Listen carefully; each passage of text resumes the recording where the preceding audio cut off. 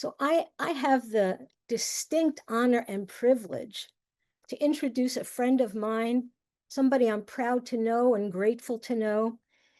Her name is Maria Wisnant. She is 14 years old, a writer and musician at Stivers School for the Arts, an arts-based public school in Dayton, Ohio. She's a gold medal winner in the National Scholastic Art and Writing Awards and frequently performs at local poetry slams. I would kill to be as talented as Maria. Take it away. Thank you, Audrey. My name is Maria. I'm so happy to be here. I know the plan for me was to be performing a duet with one of my best friends, Chris Shipman, who you saw on the program, but Chris had a last-minute flare-up in chronic illness and couldn't make it, so it's just me. And I do hope y'all will get to hear Chris at some time because he truly is something. But I hope you'll enjoy this solo poem of mine instead, and remember that in these times, we have each other's strength and support, and we have places that we are safe and where we all belong, even when we have to build them ourselves with our own bare hands. This is called There Is a House. There is a house that grief did not build. There is a walkway where my baby footprints are not filled with the water of my fear. I don't like to let myself dream about it because the taste of who you could have been will drive you mad with hunger, but some nights when I fall asleep, it has white siding, and the kitchen is clean, and I believe that I belong. There is a house that grief did not build. There is a porch light that guides me home without leaving burns on my skin. I am not too proud to say I may spend my whole life searching for it. I do not have too much honor for the notion that the solace in heaven is meeting the version of yourself with a life that was kind. But there is a part of me that can't stay alive without a promise to keep. There is a house that grief did not build. There is a nightstand with a glass of water I never drowned in. There is a house that grief did not build. There is a dream I cannot seem to kick. There is a house with white siding and a life where I belong. There is a house that grief did not build. There is a house that grief did not build. There is a house I have to build. Thank you.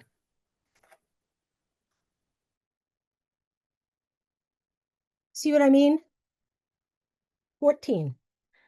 Okay, I'm honored to introduce our next reader, Tom Ewell. Tom, you here? Yes, you are. I see you. You can unmute. Yeah, you got it. Tom is the author of Medicine Show, University of Chicago Press, 2025, and has also been published in Great River Review, the Echo Poetry Anthology, the Echo Poetry Anthology, Devouring the Green, Fear of a Human, I'm really messing this up, Tom. The Echo Poetry Anthology, Devouring the Green, Fear of a Human Planet, and most recently in Revel. He teaches writing and literature courses at Old Dominion University and Norfolk State University. Take it away, Tom. Okay, thank you. My friend Sam Witt, who was the editor of that Eco Poetry Anthology, who was a beautiful poet and a beautiful guy, had a lot to say in the anthology and with that title. But it's a terrific anthology. I'm going to read a rendering of mine that is new called Don Quixote. It's a poem originally by Nazım Hikmet, the Turkish poet, and this is my translation. Of course, he's talking about talking about Don Quixote, and then I'll read a short poem of mine from Revel. Don Quixote. Mournful and perfect, black soup spoons for eyes, the immortal one, barfing a little more blood than wiping his mouth on his sleeve, eternally young Don Quixote, he sets forth. For beauty, for truth, for some semblance of righteousness. Glaring at him with wet gristle rage, with its drunk smirking giants, the world. They all heard, while moon-faced they ogled their machines. Rangy and bumping forth under the dawn, heroic, his horse, Rosinante. My brother, I'm telling you, don't fall for longings, unless if your heart weighs a pound, if your heart weighs a whole 16 ounces, In that case, there's no other way, Don Quixote. In that case, there's really just no other way. Windmills will be fought. And you're right. You're right. Dulcinea is beautiful. You're right to mumble as you slurp your soup. My orchid, since finding you, my listless glances out windows while somebody tries to give me directions to some buried treasure are normal. Of course you will scream this in the faces of clerks. Of course they will ruin you, punching your face, punching your face. If you'd listened, one screams, till your skinny head wobbles first this way, then that, until blood slops forth from your slack mouth like slaw. And then they will clean their dirt floors with you, brother. Invincible night, O soul of all yearning. It never works out. Nothing ever works out. And still you keep burning, a fire inside iron. So for you, Dulcinea shines more and more.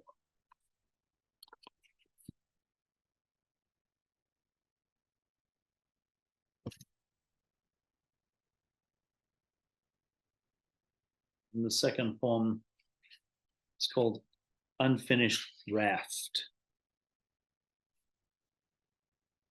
Dawn is a white raft of shimmering scents, which may mean, who knows, we can stop knowing nothing but each other's fears and arched backs and the coral, cool waste of blue sheets.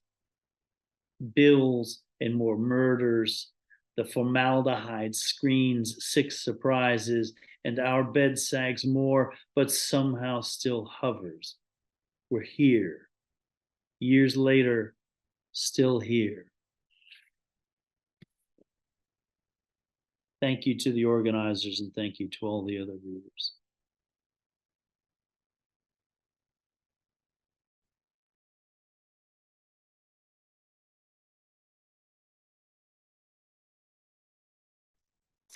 Forgot to unmute.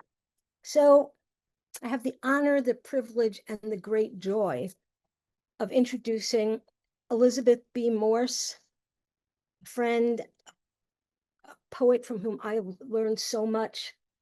Elizabeth is the author of 2 poetry chapbooks, as well as a full-length poetry collection, Unreasonable Weather, Kelsey Books 2025. Her work has appeared in literary magazines and anthologies. Take it away, Elizabeth. Thank you so much, Audrey. Okay, I'm happy to be here, and I'm the last host for today. So I'm going to read a poem here. Okay. Do not pass go. Do not collect $200.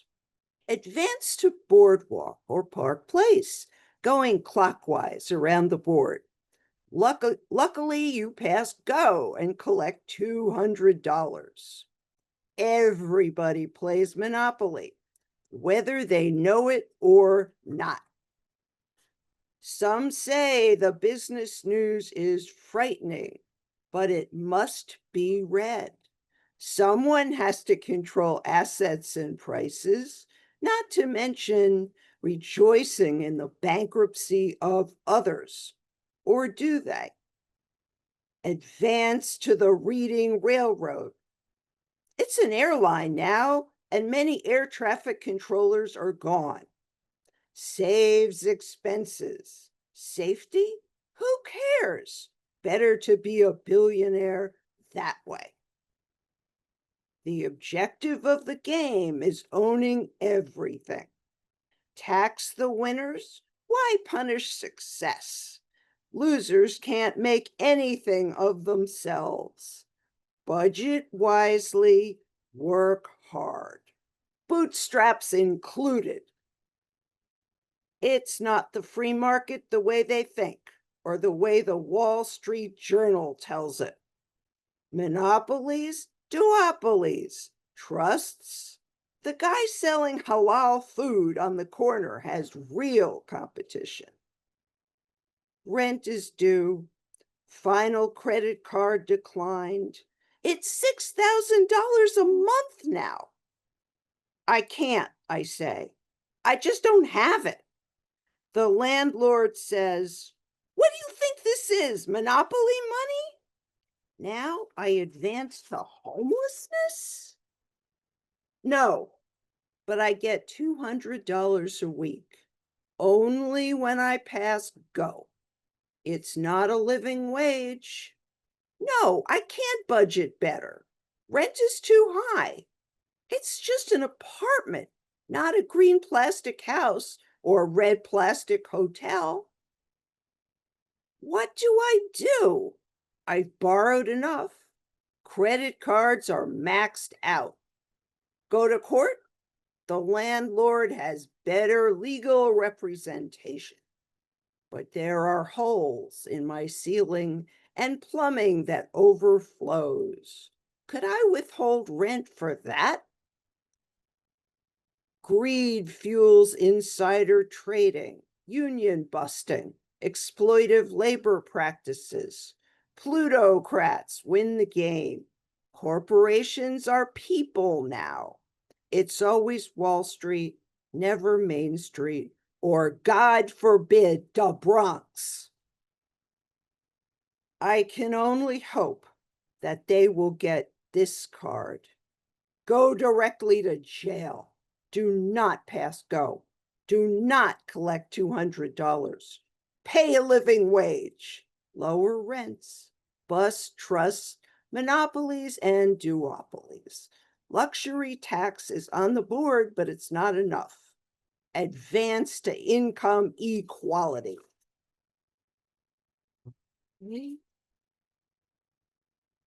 Right. Now I'm thrilled to introduce Judith Lee Herbert.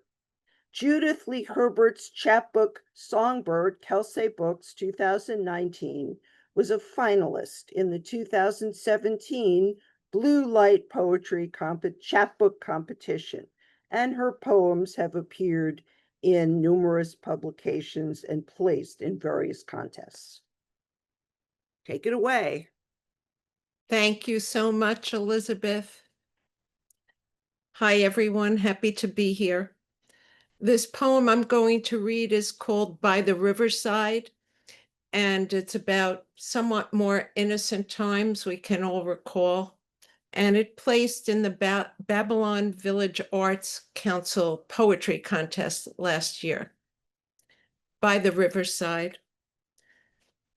Pink clouds above the silver skyline.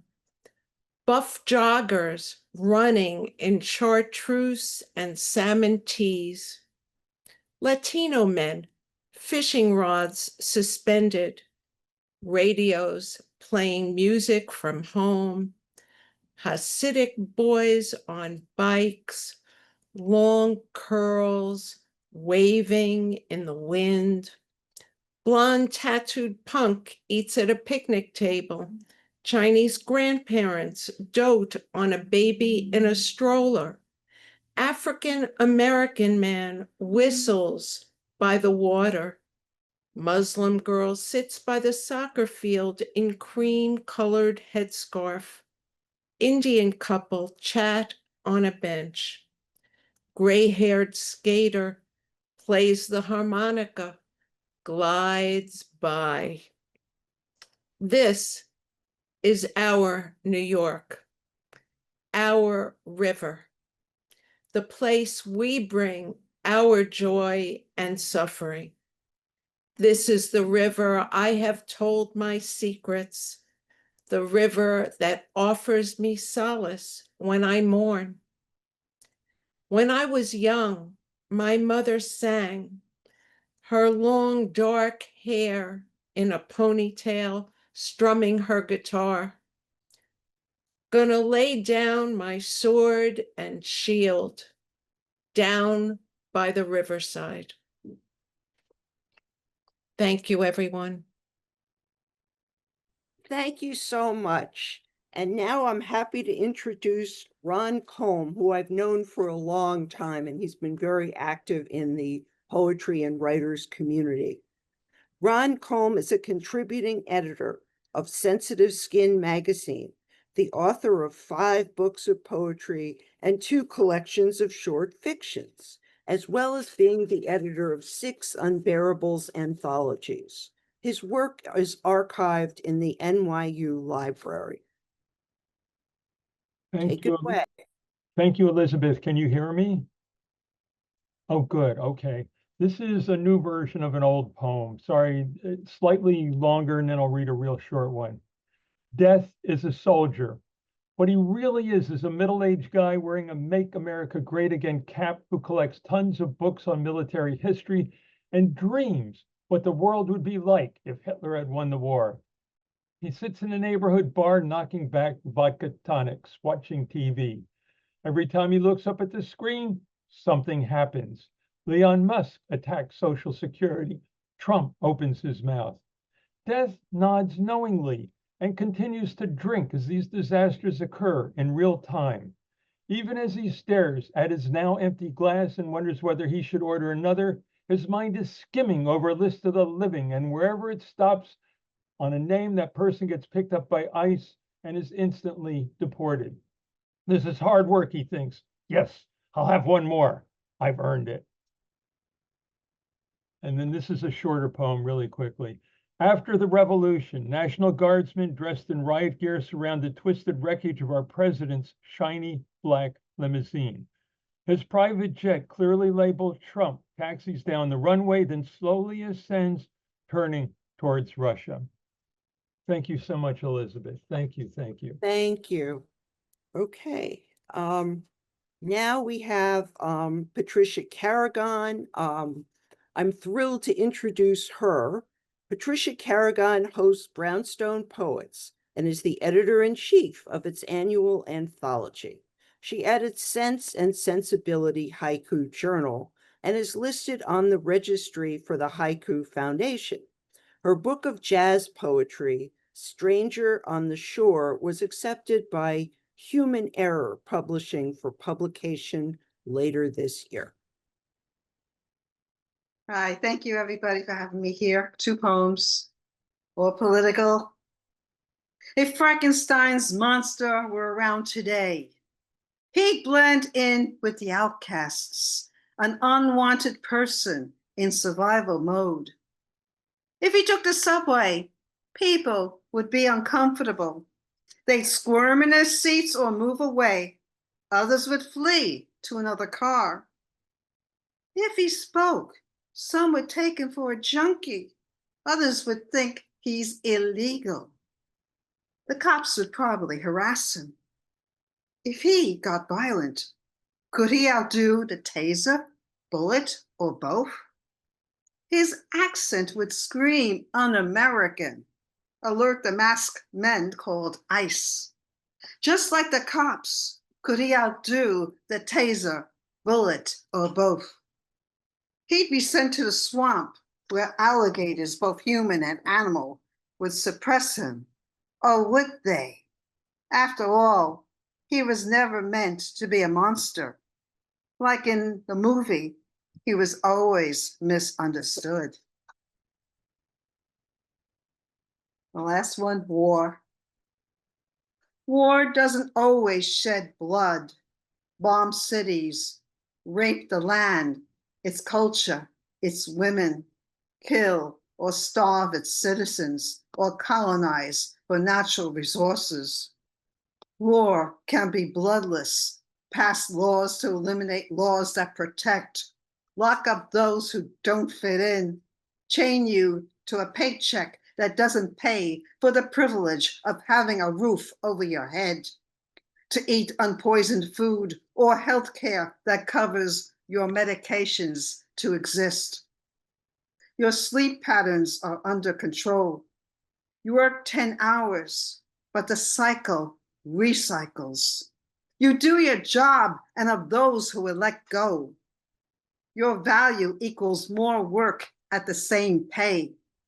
Your job steals your time and energy, makes you feel guilty for taking a sick day or giving a damn for your family. You are at war with yourself, tossing and turning in your subjugation. War declared war on you. You are losing this war until death do you part. Thank you, everybody. Thank you. And now I'm happy to introduce Thad Rutkowski. He's the author of 8 books, most recently Safe Colors, a novel and short fictions. He received a New York Foundation for the Arts Fellowship and a Best Small Fictions Award.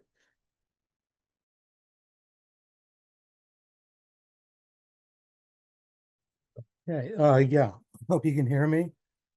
It's a Yes. short piece from my book Tetched. It's about my own effort to resist the draft. So this is about the teenage me. At home, my father handed me a magazine photo of Che Guevara. The photo didn't actually show Guevara, it showed his corpse. The picture had been taken after he'd been killed by US and Bolivian soldiers. He was naked from the waist up and his eyes were open. His long hair and extended arms made him look like a jungle messiah. Che died for your sins, my father said. My father took me to a political demonstration. Our group marshal was a meteorology student with an afro haircut and a black armband. He told us we belonged to the new mobilization group. In Washington, we walked along a tree-lined street filled with demonstrators. Our marshal led us in a call and response chant. What do we want? He shouted. Peace. When do we want it? Now. What? Peace. When? Now. Peace. Now. Peace. Now. In the evening, I walked with my father back to the new Moog bus. The air was chilly, and someone started a scrap wood fire on the ground next to the vehicle. We stood near the flames and warmed our hands until it was time to board. Later, my father criticized our protest group. The new MOB, he said loudly, is old news. That bus marshal was no meteorologist. He can't forecast the end of the war. He's full of hot air. Che was a real revolutionary, my father added. He didn't want to work for a newscast. He wanted to wipe out his enemies. I went to a meeting so I could learn how some young men had managed to avoid getting drafted. One speaker said that he'd gone underweight. He was 6 feet tall and he weighed 110 pounds at his physical exam. That was too light to pass. Another resistor said, you can swallow a bottle of aspirin and drink lots of Coca-Cola before your blood test. You'll register positive for leukemia.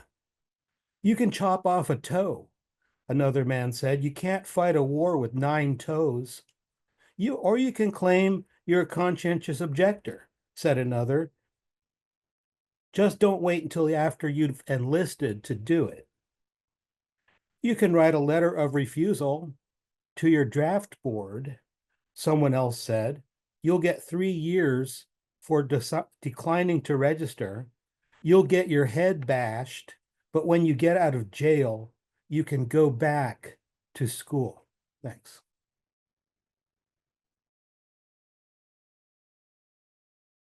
And now I'm delighted to present Randy Hoffman. She's an East Village-based writer, journalist, and teacher who often produces work about motherhood, feminism, and education. Okay. Hi, everybody. I'm honored to be included in the, and I wanted to say that kind of art and community is what will inspire us in these continually terrifying times. And my piece is about what you'll do for your children, and it's called Contraband. While my daughter was home from Berlin visiting us for the holidays, she visited her doctor and had a 3-month supply of her antidepressant medication shipped to our apartment. It was scheduled to arrive in the mail while she was still home visiting before she returned overseas, but it became delayed in the chaos of the mail, so she asked me to send it to her in Germany when it finally arrived in New York City. I had a hunch, so I researched online and discovered that it's illegal to ship prescription medication to Germany. I'm sure German officials are really trying to target opioids and more dangerous drugs, but it's still against the law. I began to recall Facebook videos of drug sniffing dogs in airports and pictured the package moving down a conveyor belt with loud alarms sounding as it hit the x-ray machine. In the videos, people proclaim their innocence, but are still hauled off to detention in handcuffs. The more likely result in our case would be confiscating the package and or fining us. Still, the German government has been particular about visas and housing and has many specific rules for non-citizens. My husband urged me not to break the law. Micah's mother does this all the time, my daughter told me. You're being paranoid. When I next saw her partner, Micah, I asked him how his mother manages this. I haven't gotten it together to get my prescriptions filled, he confessed, but it's just like you tell the post office you're sending socks and you put in a few pair of socks. Another hurdle I hadn't anticipated was the Byzantineness of mailing addresses in Germany, or rather the difficulty of obtaining a mailing address when you're not a citizen, especially in the age when so many things are sent electronically. It seems that landlords are reluctant to put renters' names on mailboxes, and the mail carriers won't put the mail in the box without the recipient's name on it. It's complicated there to receive mail. My daughter finally decided I should send the package to her friend Ian. I had met Ian when we were visiting our daughter in Berlin. He's Swedish, small, with very short dark hair. He doesn't look like a typical Scandinavian.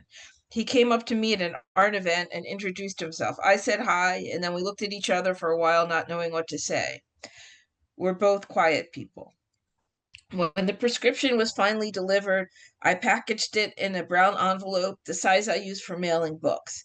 I had ordered a box of gourmet hot chocolate in individual packets that I thought my daughter would enjoy for a Hanukkah present. Germany is cold, usually colder than New York. I had to order these online as I didn't want to go from store to store trying to find this product. Once again, the shipping was for some reason delayed, and the hot chocolate too late for the holidays. This was a chance to put it to good use. Okay, I nestled the bottle of pills among the different flavored packets I had ordered. Arctic white chocolate, raspberry amaretto. I took the package to the post office and wrote hot chocolate on the customs form. I was hoping the clerk wouldn't shake the package and hear the pills rattling. But the woman behind the counter was disinterested, threw the package in a large bin, and didn't even look at the form. I was able to track the package as it went through Frankfurt and finally to Berlin. And then Ian was staying at his boyfriend's for a few days when the package was delivered, before my daughter and her friend sorted it out. Finally, I received a WhatsApp message. The drugs are in my possession, and the hot chocolate is amazing, a perfect cover-up.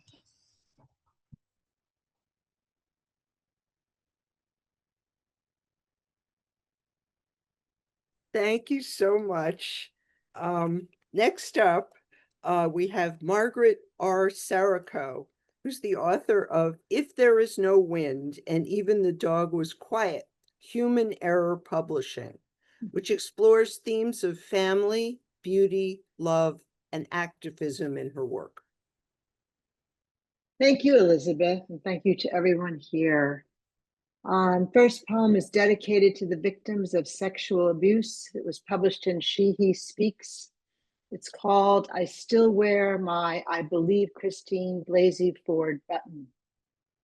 Invasive cancers spread, tormented victims, re-victimized and on display, suffer fear, remember and forget. Beneath a summer night sky, I sit on the sand, stars flicker, salt water hangs in the air, and an undercurrent of dead fish that used to mean home and familiar is foreign and noxious. I am unmoored. Trauma remains in body and mind. I tell my horror and you tell yours. I think I remember with her And then, while in darkness, I nightmare in my room.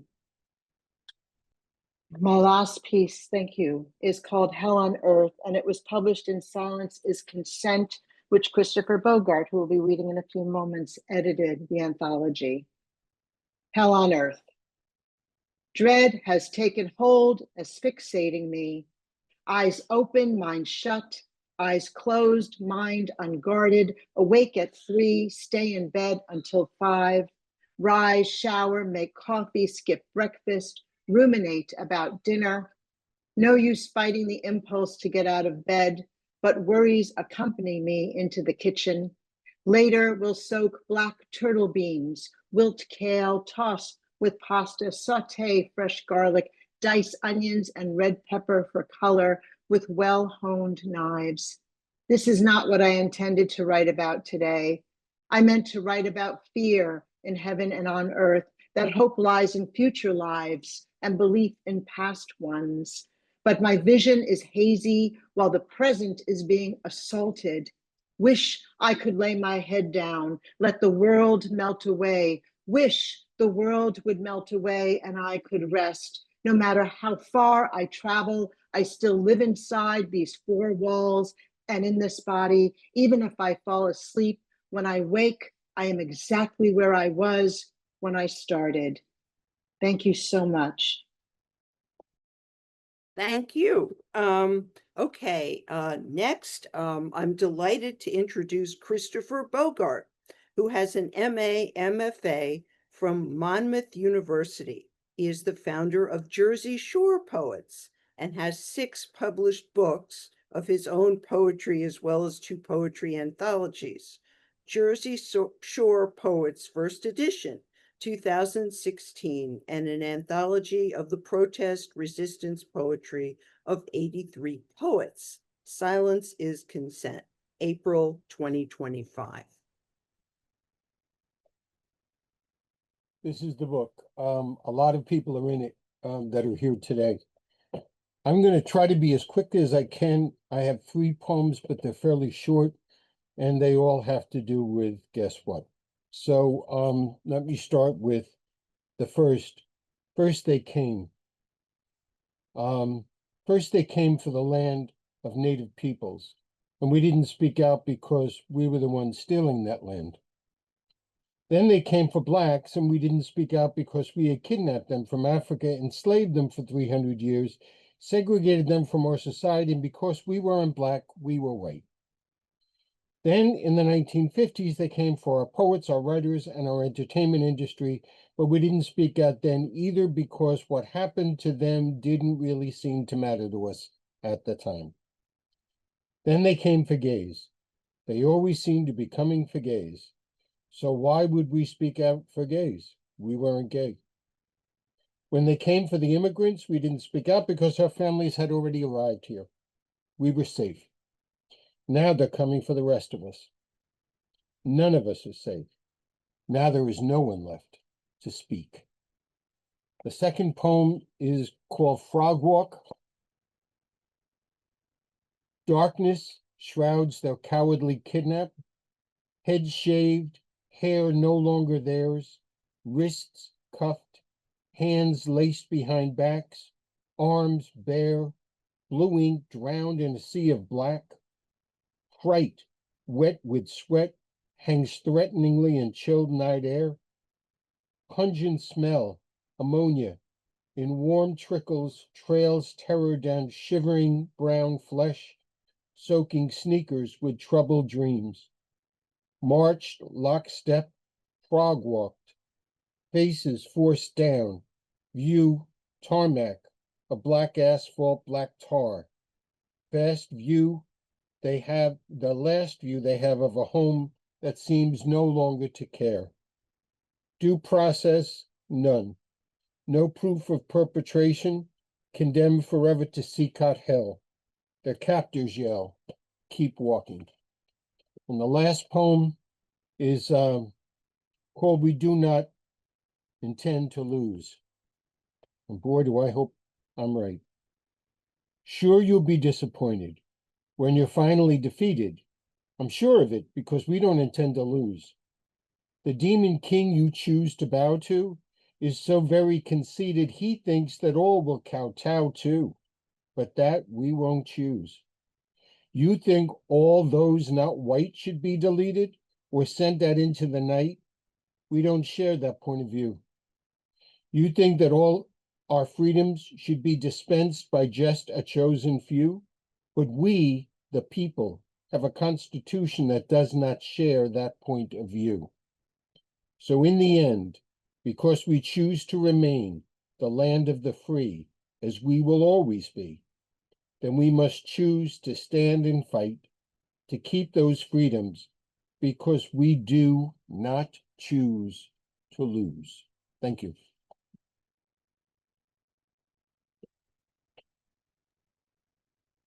Okay, I am delighted to introduce Cindy Hockman.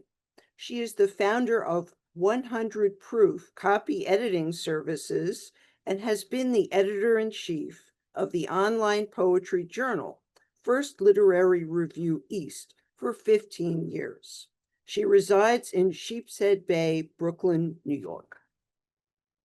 Thank you, Elizabeth. And I'm really honored to have been invited to this very important reading. I'm going to read 4 very short poems. Some of them will be familiar to brevetarians who are here. First one, 3 surreal couplets. This poem will begin with a blue jay and end with a toaster. This poem will begin with a salamander and end with a flat screen TV. And this poem will begin with an election and end with a nightmare. Now 2 haiku, the second of which Patricia Carrigan was nice enough to publish in her wonderful haiku journal, Sense and Sensibility. This is the first haiku. Trump's America, where any month can be the cruelest. And the second one, this is the one that was published. Post-cataract surgery. So why does Trump still look freaking orange? Then the last one is, this is a recent one, the only color of sanity. Blue and white for Israel, blue and yellow for Ukraine, sky blue, sapphire blue, Oxford blue, lapis lazuli, azure for the poets, of course, and don't forget blue on blue for the voting booth. Thank you. Thank you. Okay, next up, I'm delighted to introduce Karen Newberg, who is the author of the full-length poetry collection Pursuit from Kelsey Press, and 3 chapbooks, including The Elephants Are Asking from Glass Lyre Press. She has work in numerous journals and anthologies, is associate editor of the poetry journal First Literary Review East, and lives in Brooklyn, New York. Thank you, Elizabeth. I'm really honored to be here. I'm very grateful to have been invited. These readings are just amazing. I was also tuned in for a little while earlier for a couple of hours, and I'm blown over by it all and sad. The first poem, I'm going to read 2. The first poem is called Preparing, and I wrote this in February when I was at a yoga retreat, trying to calm myself. And I think we all got a sense of where we were going and things that would be happening, but they hadn't quite manifested in the way they've happened up to this point. So preparing. Some of us are prepared as best as possible. Some of us are preparing to prepare. Some of us are wondering how to make preparations. Some of us are worried about not knowing how to prepare. Some of us are worried they have made the wrong preparations. And all of us are in this, about to happen and already happening, and are not ready and getting ready, prepared and preparing, while all the time wondering if it's possible to really be prepared for where what's happening is taking us as we head there in free fall. And this next one, and I still have events like this happen in my life where I can extract myself from the news and everything. And but this was written during Trump's first term, and it takes place in Washington Square Park. The title comes from lines by Edward Hirsch and Pope Gregory I. I wasn't going to lay down on my side and face away from the fetid smoke coming out of the liar's mouth.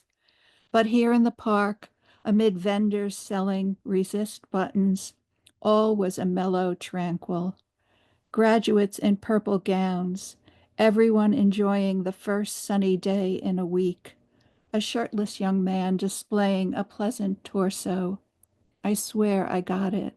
The simple pleasure of doing nothing, the benefit of sitting back and relaxing, even while hoping it's not going to be too late to do something after. Thank you. Thank you. And now I'm honored to present Francine Witt, who is a poet and flash fiction writer. Her newest poetry book is Some Distant Pin of Light.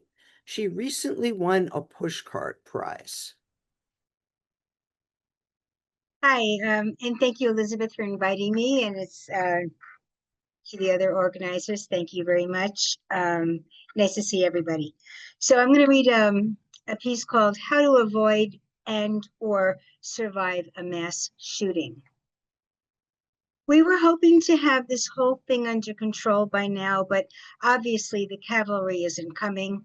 Here are some ways to protect yourself. 1. Stop watching TV and scrolling the internet. Remember, pictures or it didn't happen? Well, this goes double here. If you didn't see it or read about it, how do you know it even happened? How do you know it isn't AI? But if you must read, watch, and scroll, remember that thoughts and prayers are code for fuck you, lefty. 2, stop going out. What do you need outside anyway? What is so important that you are willing to get off of your oh so comfy couch? Of course, now that you stop watching TV and scrolling, the couch is not all that interesting, and you are afraid to lose complete contact with the outside world. That's fine. Breathe it out and then embrace it. Become friends with all those figurines you've been hoarding. Pick them up and hold them. Actually hold them. Touch their delicate porcelain. Look them deep into the blue of their painted eyes. Feel how fragile they really are. Breakable, in fact. 3. If you in fact, insist on going out, bring a bear. Yes, a bear. Adopt one at the zoo. One of those old ones sprawled out on the rocks that are meant to emulate the forest. An old bear is not an old dog, and you can teach him new tricks. You can teach him to act big, to make noise, all the tricks humans use to fend off bears. That might seem a bit meta to him, but that's okay. If he can't look scary enough to chase a gunman away, the bear will most likely be targeted before you. After all, he will make a mighty pretty rug. 4. Buy up all the guns yourself, just enough so that no one else can find one. You don't even need to do it in person. Go on Amazon and load up those little cartoon shopping carts. Why not? You know you need a new hobby. Start a Facebook group. We love the gun, and post a pic of you holding the gun like it was your lover, heart emoji, and share those pics with your anonymous group friends who have also bought up all the guns. Bonus perk, getting hit on by lots of bots. 5, if you can't afford to buy all the guns, buy one. Not one of those silly little handy things you're supposed to keep locked in your safe, but a big old honkin' military-grade rifle. We stopped calling them assault weapons so it's not to hurt anyone's feelings. Get a stylish shoulder holder, Prada style, and stalk the local shopping mall, supermarket, elementary school, nightclub, and keep a lookout for anything suspicious. Security and cops can't be everywhere. You can't either, of course, but you can sure try. 6, remember that according to the people that determine these things, it isn't even a mass shooting unless it's 4 or more people. Simple solution. Don't stand near more than 3 people at a time. 7, learn to duck small objects. A bullet will rip through you like, well, a speeding bullet. It will tear you to shreds in a millisecond. So yeah, they're scary. It's best not to have them hit you in the first place. Pretend the bullets are like little softballs, like the ones Joey Patterson hurled at you in 6th grade recess.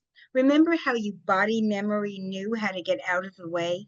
You knew how to duck and jive, and you never got hit once, did you? Eventually, Joey Patterson gave up and stopped bothering you, at least until puberty set in. 8, finally, if all else fails and you are in a mass shooting and you only get shot in a toe, remember that skin knits back up easily. And really, you should learn how to hold in your blood. What are you, some kind of baby? Thank you. Thank you. Okay, I'm happy to introduce a special surprise guest, Monique J. Fortuné.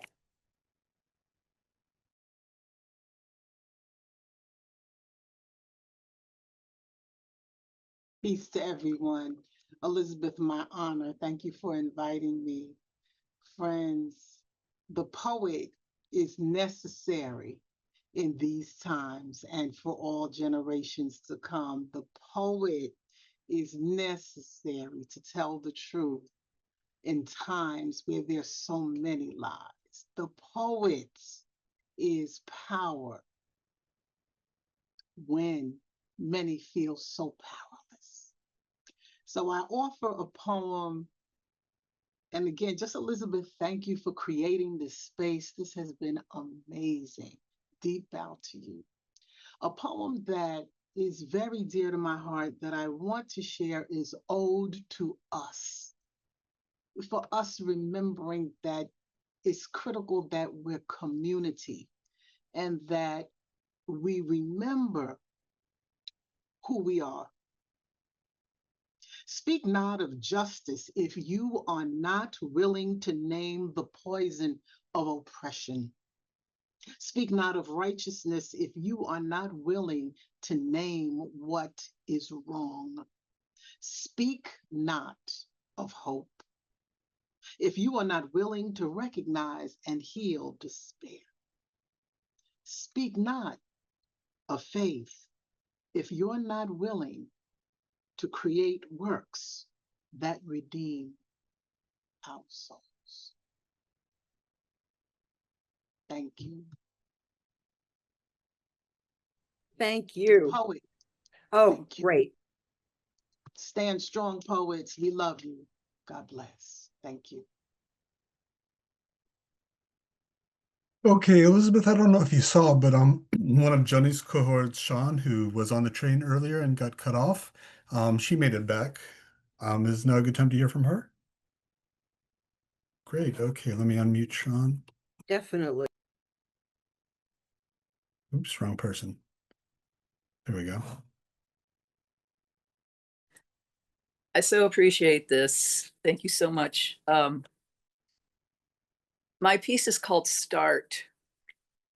So I'm going around and I'm going around and I'm listening and I'm walking through this green valley and I'm saying, what's going on here? I haven't made restitution to this beginning place, now past. I merely know I can sit down again in this lay of land, and on these grass blades and sepal points, The chaos is calmed. They correct my wrongs. I'm looking here and there, okay, and I stand way too fast, spinning in this valley filled with soul songs. All kinds of sour sorts are out there too. I persist in my heart's dim and dreary vein, noticing, hey, isn't that hate and rage and fear and wait for it, greed? Kind of know what I'm saying? There is nothing out there that isn't in here first. Then Buddha met me inside, same path with, it's better to conquer yourself than to win 1,000 battles. We were all sitting at the same table at the same time for a very, very long time. Then all of a sudden, the mother of us all states in this universal inclusion, all battles are inner battles. Yes, you like? Well, I like love without end. I know it's not out there first. The beginning evolves from the inside. It's not the other way around. We are this, in this house, our home, love's direct past. Love's direct path. Most sacred, love is a direct path.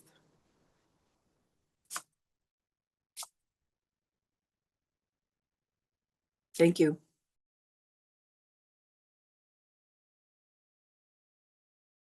I think that's the ending of our reading. Everybody, you guys are amazing, absolutely amazing. Thank you for your participation. We will be sharing the YouTubes, and we will do an open mic. But first, I think Joanie is going to lead us in a chant. Will everybody mute and chant individually in your spaces? Joanie? Here I am again. I'm blown away by all of you. Thank you. I want to share with you a chant that I learned while working with the Living Theater. And I believe that Julian Beck originated it, was used in war protests, et cetera, obviously. So when everybody, if you think about where are the wars today, what wars are we fighting? Speak it up, speak it out, call it out. Ukraine, Gaza, the Congo, Book banning. Yemen. Kenya. Yeah. Book banning. Book banning. Gender. There are sexuality. Venezuela. Yeah, Venezuela. Exactly. Income inequality. Yeah. Trans people being exterminated. Yes. Brazil. ICE. So you get the drift. So it looks like People disappeared. Disappeared people. The threat of the National Guard. Yes. War against women. Yes. Occupation of our cities. Human Yes. trafficking. Yes. Yes. Organ trafficking. Weapon trafficking. The patriarchy. Patriarchy. You got it, baby. Money. Oligarchy. Oligarchy. Climate. Bobbity boo.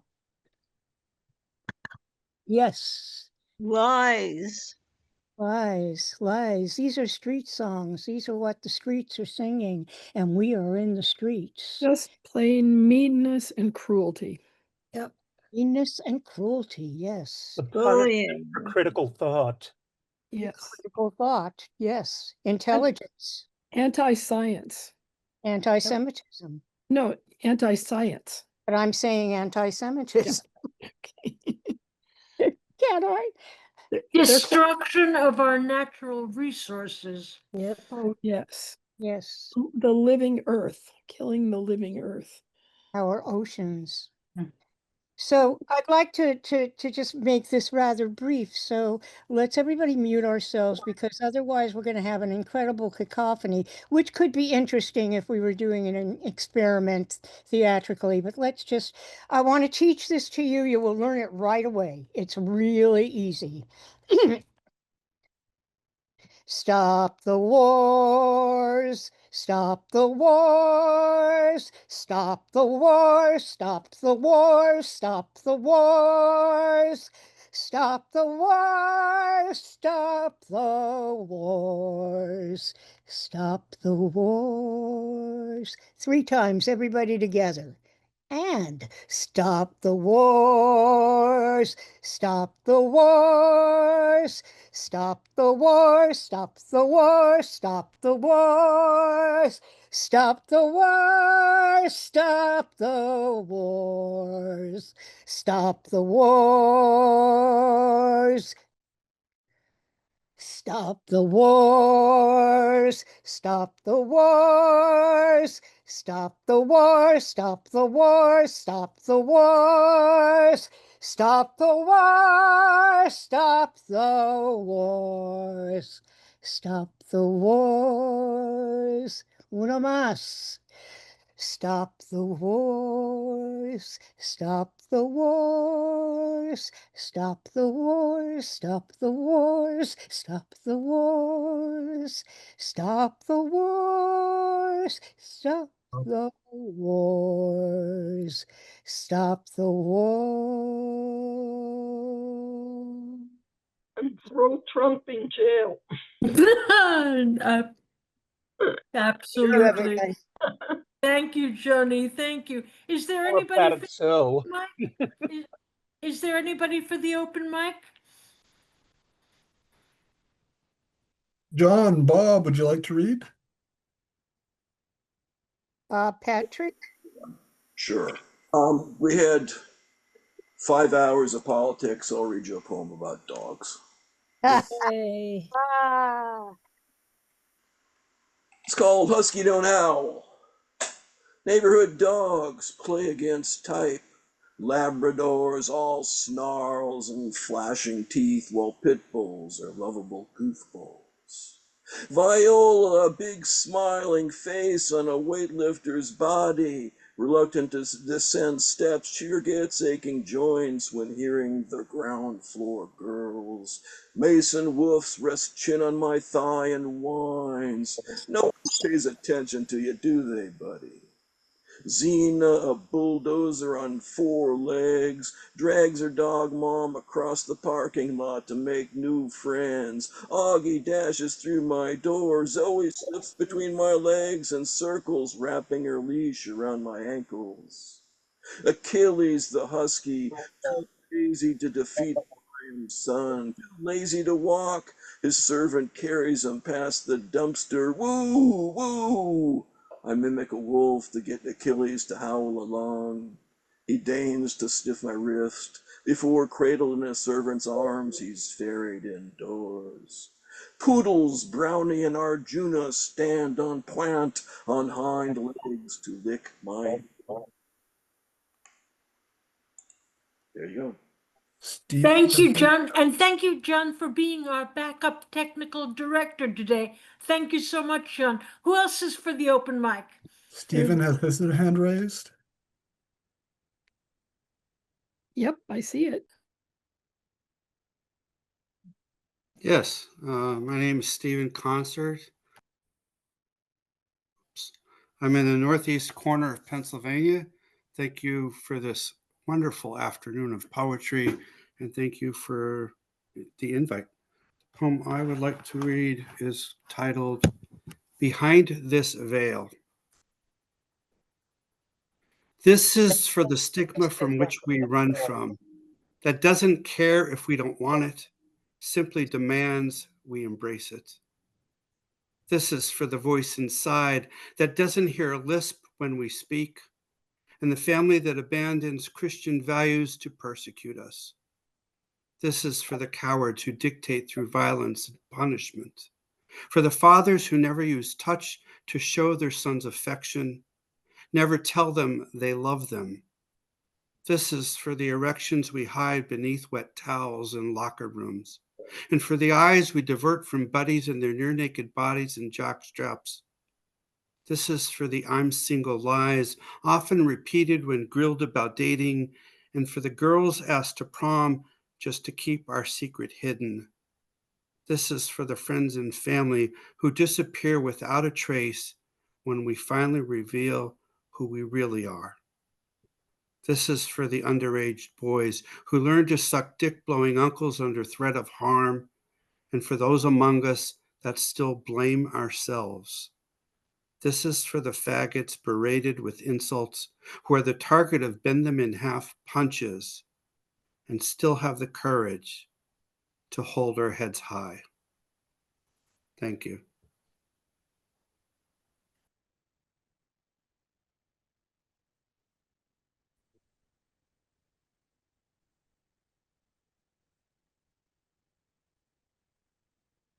Is there anyone else?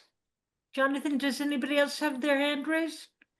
I don't think so. I don't see anyone. All right, so that is it. Thank you again. This reading is crying out for an anthology.